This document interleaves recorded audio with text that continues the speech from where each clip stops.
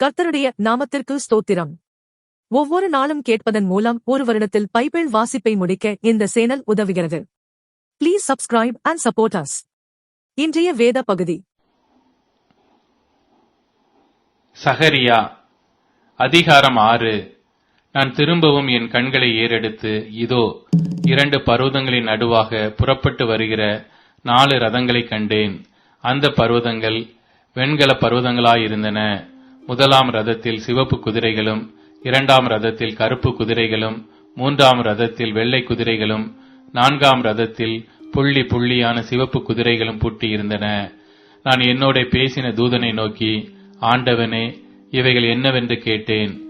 அந்த தூதன் எனக்கு பிரதியுத்தரமாக, இவைகள் சர்வ லோகத்துக்கும் ஆண்டவராய் இருக்கிறவருடைய சமூகத்தில் நின்று புறப்படுகிற வானத்தினுடைய 4 ஆவிகள் என்றார். ஒன்றில் பூட்டப்பட்டிருந்த கருப்பு குதிரைகள் வட தேசத்துக்கு புறப்பட்டு போயின. வெண்மையான குதிரைகள் அவைகளின் பின்னாலே புறப்பட்டு போயின. புள்ளி புள்ளியான குதிரைகள் தென் தேசத்துக்கு புறப்பட்டு போயின. சிவப்பு குதிரைகளோ வென்றால் புறப்பட்டு போய் பூமியிலே சுற்றித் திரியும்படி கேட்டுக்கொண்டன. அதற்கு அவர், போய் பூமியில் சுற்றித் திரியுங்கள் என்றார். அப்படியே பூமியிலே சுற்றித் திரிந்தன. பின்பு அவர் என்னை கூப்பிட்டு, பார், வட தேசத்துக்கு புறப்பட்டு போனவைகள் வட தேசத்திலே என் கோபத்தை சாந்தி பண்ணிற்று என்று என்னோட சொன்னார்.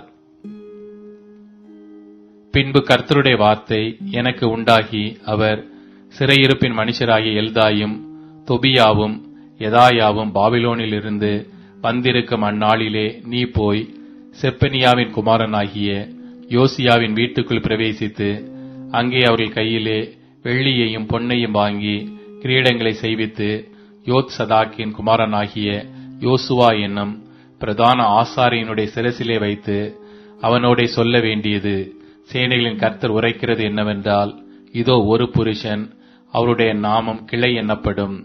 அவர் தம்முடைய ஸ்தானத்திலிருந்து முளைத்தெழும்பி கர்த்தருடைய ஆலயத்தை கட்டுவார். அவரே கர்த்தருடைய ஆலயத்தை கட்டுவார். அவர் மகிமை பொருந்தினவராய் தம்முடைய சிங்காசனத்தின் மேல் வீற்றிருந்து ஆளுகை செய்வார். தம்முடைய சிங்காசனத்தின் மேல் ஆசாரியராயும் இருப்பார். இவ்விரண்டின் நடுவாக சமாதானத்தின் ஆலோசனை விளங்கும். இந்த கிரீடங்களோ வென்றால் கர்த்தருடைய ஆலயத்திலே ஏலேமுக்கும் தொபியாவுக்கும் யெதாயாவுக்கும் செப்பனியாவின் குமாரனாகிய ஏனுக்கும் நினைப்பூட்டுதலுக்கென்று வைக்கப்படுவதாக. தூரத்தில் உள்ளவர்கள் வந்து கர்த்தருடைய ஆலயத்தை கூட இருந்து கட்டுவார்கள். அப்பொழுது சேனைகளின் கர்த்தர் என்னை உங்களிடத்திற்கு அனுப்பினார் என்று அறிந்து கொள்வீர்கள். நீங்கள் உங்கள் தேவனாகிய கர்த்தரின் சத்தத்தை கேட்டு நடந்தீர்களானால் இது நிறைவேறும் என்று சொல் என்றார்.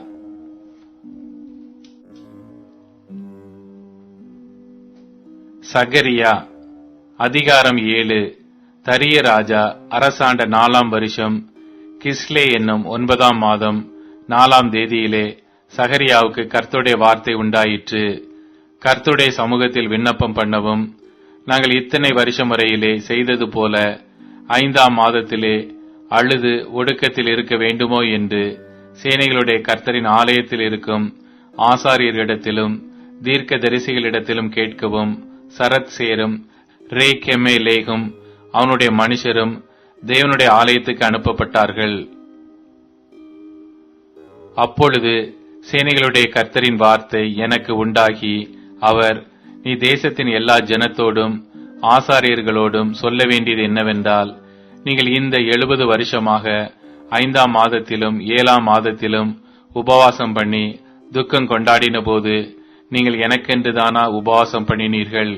நீங்கள் புசிக்கிற போதும் குடிக்கிற போதும் உங்களுக்கென்றல்லவா புசிக்கிறீர்கள், உங்களுக்கென்றல்லவா குடிக்கிறீர்கள்.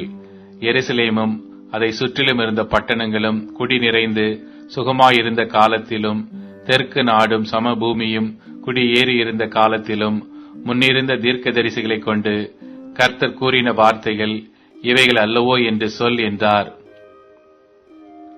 பின்பு கர்த்தருடைய வார்த்தை சகரியாவுக்கு உண்டாகி, அவர், சேனைகளின் கர்த்தர் உரைக்கிறது என்னவென்றால், நீங்கள் உண்மையாய் நியாயம் தீர்த்து அவன் அவன் தன் தன் சகோதரனுக்கு தயவும் இரக்கமும் செய்து விதவையையும் திக்கற்ற பிள்ளையையும் பரதேசியையும் சிறுமையானவனையும் ஒடுக்காமலும் உங்களில் ஒருவனும் தன் சகோதரனுக்கு விரோதமாய் தன் இருதயத்தில் தீங்கு நினையாமலும் இருங்கள் என்றார். அவர்களோ கவனிக்க மனதில்லாமல் தங்கள் தோலை முரட்டுத்தனமாய் விலக்கி கேளாதபடிக்கு தங்கள் செவிகளை அடைத்துக் கொண்டார்கள். வேதத்தையும் சேனைகளின் கர்த்தர் தம்முடைய ஆவியின் மூலமாய் முந்தின தீர்க்கதரிசிகளை கொண்டு சொல்லி அனுப்பின வார்த்தைகளையும் கேளாதபடிக்கு தங்கள் இருதயத்தை வைராக்கியமாக்கினார்கள். ஆகையால் மகா கடுங்கோபம் சேனைகளின் கர்த்தரிடத்திலிருந்து உண்டாயிற்று. ஆதலால் நான் கூப்பிட்ட போது அவர்கள் எப்படி கேளாமற் போனார்களோ அப்படியே அவர்கள் கூப்பிட்ட போதும் நானும் கேளாமல் இருந்தேன் என்று சேனைகளின் கர்த்தர் சொல்லுகிறார். அவர்கள் அறியாத புற ஜாதிகளுக்குள்ளே அவர்களை பறக்கடித்தேன். அதனால் அவர்கள் பின்வைத்து போன தேசம் போக்குவரத்தில்லாமல் பாழாய் போயிற்று. அவர்கள் இன்பமான தேசத்தை பாழாய் போக பண்ணினார்கள் என்றார்.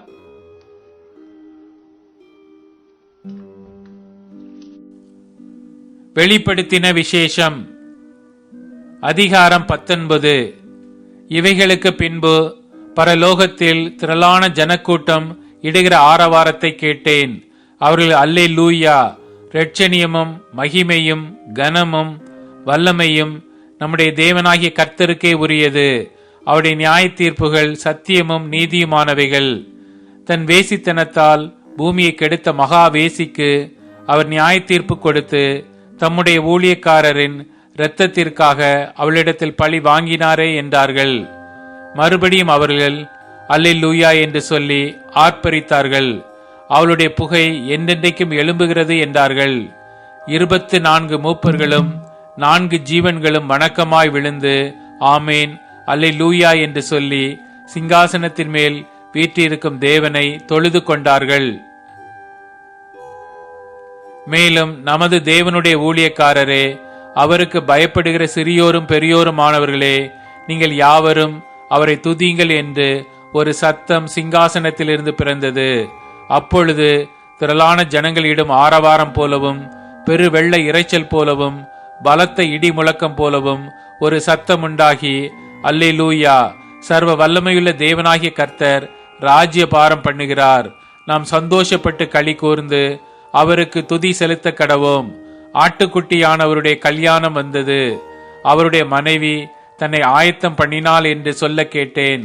சுத்தமும் பிரகாசமுமான மெல்லிய வஸ்திரம் தரித்து கொள்ளும்படி அவளுக்கு அளிக்கப்பட்டது. அந்த மெல்லிய வஸ்திரம் பரிசுத்தவான்களுடைய நீதிகளே. பின்னும் அவன் என்னை நோக்கி, ஆட்டுக்குட்டியானவரின் கல்யாண விருந்துக்கு அழைக்கப்பட்டவர்கள் பாக்கியவான்கள் என்று எழுது என்றான். மேலும் இவைகள் தேவனுடைய சத்தியமான வசனங்கள் என்று என்னுடனே சொன்னான்.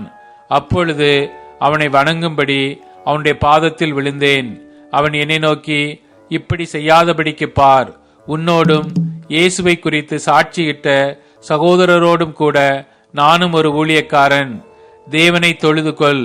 இயேசுவை பற்றின சாட்சி தீர்க்க தரிசனத்தின் ஆவியாய் இருக்கிறது என்றான். பின்பு பரலோகம் திறந்திருக்க கண்டேன். இதோ ஒரு வெள்ளை குதிரை காணப்பட்டது. அதன் மேல் ஏறி இருந்தவர் உண்மையும் சத்தியமுள்ளவர் எனப்பட்டார். அவர் நீதியாய் நியாயம் தீர்த்து யுத்தம் பண்ணுகிறார். அவருடைய கண்கள் அக்கினி ஜுவாலையைப் போல் இருந்தன. அவருடைய சிரசின் மேல் அநேக கிரீடங்கள் இருந்தன. அவருக்கே அன்றி வேறொருவருக்கும் தெரியாத ஒரு நாமமும் எழுதியிருந்தது. இரத்தத்தில் தோய்க்கப்பட்ட வஸ்திரத்தை தரித்திருந்தார். அவருடைய நாமம் தேவனுடைய வார்த்தை என்பதே. பரலோகத்தில் உள்ள சேனைகள் வெண்மையும் சுத்தமுமான மெல்லிய வஸ்திரம் தரித்தவர்களாய் வெள்ளை குதிரைகள் மேல் ஏறி அவருக்கு பின் சென்றார்கள். புற ஜாதிகளை வெட்டும்படிக்கு அவருடைய வாயிலிருந்து கூர்மையான பட்டயம் புறப்படுகிறது. இருப்பு கோலால் அவர்களை அரசாளுவார். அவர் சர்வ வல்லமையுள்ள தேவனுடைய உக்கிர கோபமாகிய மதுவுள்ள ஆலையை மிதிக்கிறார். ராஜாதி ராஜா கர்த்தாதி கர்த்தா என்னும் நாமம் அவருடைய வஸ்திரத்தின் மேலும் அவருடைய தொடையின் மேலும் எழுதப்பட்டிருந்தது. பின்பு ஒரு தூதன் சூரியனில் நிற்க கண்டேன். அவன் வானத்தின் மத்தியில் பறக்கிற சகல பறவைகளையும் பார்த்து, நீங்கள் ராஜாக்களின் மாம்சத்தையும் சேனை தலைவர்களின் மாம்சத்தையும் பலவான்களின் மாம்சத்தையும் குதிரைகளின் மாம்சத்தையும் அவைகளின் மேல் ஏறி இருக்கிறவர்களின் மாம்சத்தையும், சுயாதீனர், அடிமைகள், சிறியோர், பெரியோர் இவர்கள் எல்லாருடைய மாம்சத்தையும் பட்சிக்கும்படிக்கு மகாதேவன் கொடுக்கும் விருந்துக்கு கூடி வாருங்கள் என்று மிகுந்த சத்தத்தோടെ கூப்பிட்டான். பின்பு மிருகமும் பூமியின் ராஜாக்களும் அவருடைய சேனைகளும் குதிரையின் மேல் ஏறி இருக்கிறவரோடும் அவருடைய சேனையோடும் யுத்தம் பண்ணும்படிக்கு கூடி வர கண்டேன். அப்பொழுது மிருகம் பிடிக்கப்பட்டது. மிருகத்தின் முன்பாக செய்த அற்புதங்களால் அதன் முத்திரையை தரித்தவர்களையும் அதன் சொரூபத்தை வணங்கினவர்களையும் மோசம் போக்கின கள்ள தீர்க்கதரிசியும் கூட பிடிக்கப்பட்டான். இருவரும் கந்தகம் எரிகிற அக்கினி கடலிலே உயிரோடே தள்ளப்பட்டார்கள். மற்றவர்கள் குதிரையின் மேல் ஏறினவருடைய வாயிலிருந்து புறப்படுகிற பட்டயத்தால் கொல்லப்பட்டார்கள். அவருடைய மாம்சத்தினால் பறவைகள் யாவும் திருப்தி அடைந்தன.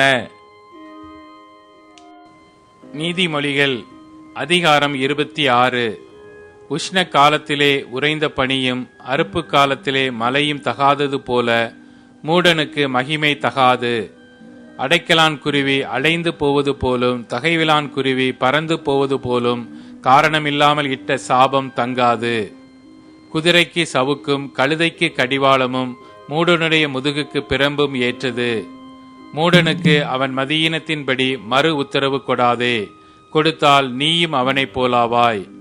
மூடனுக்கு அவன் மதியீனத்தின்படி மறு உத்தரவு கொடாவிட்டால் அவன் தன் பார்வைக்கு ஞானியாயிருப்பான். மூடன் கையிலே செய்தி அனுப்புகிறவன் தன் கால்களையே தரித்து கொண்டு நஷ்டத்தை அடைகிறான். நொண்டியின் கால்கள் குந்தி குந்தி நடக்கும், அப்படியே மூடரின் வாயிலுள்ள உவமை சொல்லும் குந்தும். மூடனுக்கு கனத்தை கொடுக்கிறவன் கவனிலே கல்லை கட்டுகிறவன் போல் இருப்பான். மூடன் வாயில் அகப்பட்ட பழமொழி வெறியன் கையில் அகப்பட்ட முள்ளு. பலத்தவன் அனைவரையும் நோகப் பண்ணி மூடனையும் வேலை கொள்ளுகிறான், மீறி நடக்கிறவர்களையும் வேலை கொள்ளுகிறான். நாயானது தான் கக்கினதை தின்னும்படி திரும்புவது போல மூடனும் தன் மூடத்தனத்துக்கு திரும்புகிறான். தன் பார்வைக்கு ஞானியாய் இருப்பவனை கண்டாயானால் அவனை பார்க்கிலும் மூடனை குறித்து அதிக நம்பிக்கையாயிருக்கலாம். வழியிலே சிங்கம் இருக்கும், நடுவீதியிலே சிங்கம் இருக்கும் என்று சோம்பேறி சொல்லுவான். கதவு கீழ் முளையில் ஆடுகிறது போல சோம்பேறியும் படுக்கையில் ஆடிக்கொண்டிருக்கிறான். சோம்பேறி தன் கையை கலத்திலே வைத்து அதை தன் வாய்க்கு திரும்ப எடுக்க வருத்தப்படுகிறான்.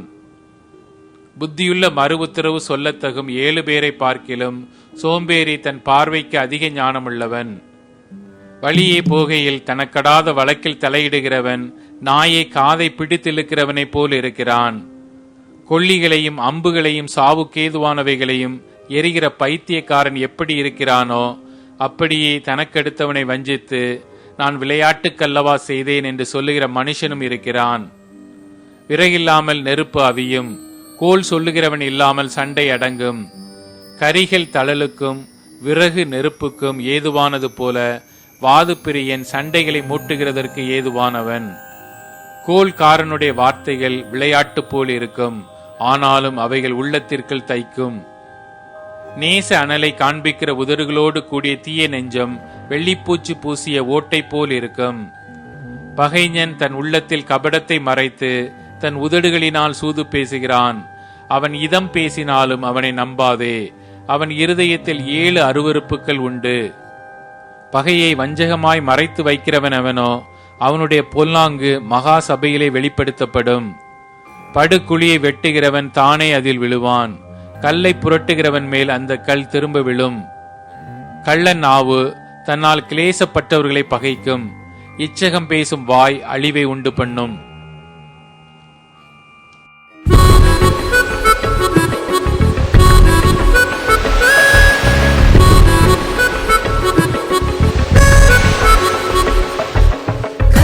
கடலில் கப்பலேறி நாங்கள் பயணம் புறப்படுவோம். கத்தரிசுடனே கவலைகள் மறந்து அக்கறைக்கு புறப்படுவோம். கரையோர கடலில் கப்பலேறி நாங்கள் பயணம் புறப்படுவோம். கத்தரிசுடனே கவலைகள் மறந்து அக்கறைக்கு புறப்படுவோம். ஏதாச்சும் வந்தாலும் எங்களுக்கு கொஞ்சமும் பயமில்லை.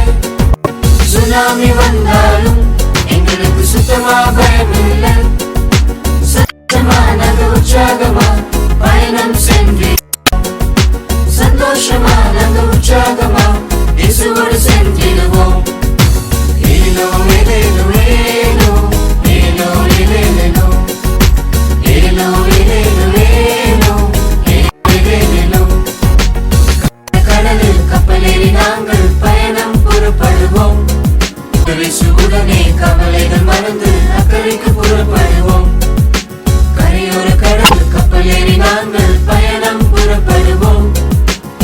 இயேசுவுடனே கவலைகள் மறந்து அக்கறைக்கு புறப்படுவோம். ஐலசா எலேலோ ஐலசா ஐலசா எலேலோ ஐலசா ஐலசா எலேலோ ஐலசா ஐலசா.